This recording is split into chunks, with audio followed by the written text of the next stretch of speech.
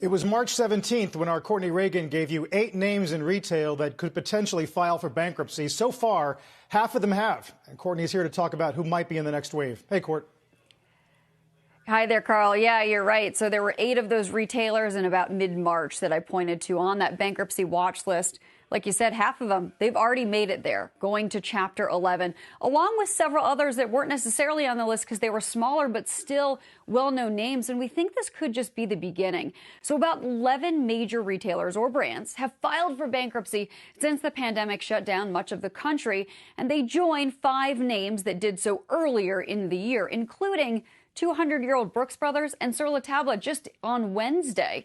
Neiman Marcus, JCPenney, J.Crew, GNC, and others as well. Now, all of these players were weakened and worrisome to many before COVID-19, to be fair, but it was the subsequent store closures that really accelerated a lot of that pain that was already being felt.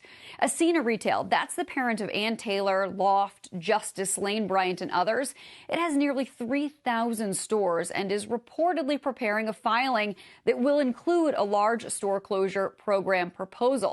Its debt is considered distressed, and interim chair Carrie Teffner did say it's evaluating, quote, all options available to protect the business and stakeholders. It's publicly traded, but effectively a micro cap now. Tailored Brands, that's the parent of Men's Warehouse, Joseph A. Bank, and others.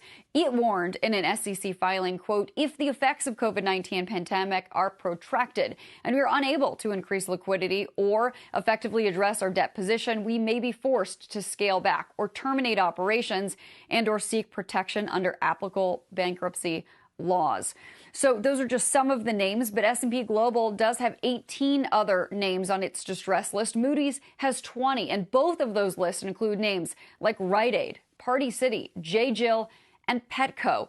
We should note that JCPenney submitted a reorganization plan this week officially to split the company into 2 parts, a REIT owned by its lenders and then an operating company that will be leaner than the store base now. Now, the court has a deadline of Tuesday to decide if that plan is approved or if assets need to be sold off, and then liquidation becomes part of the consideration. So next week's going to be a big one for that 118-year-old retailer.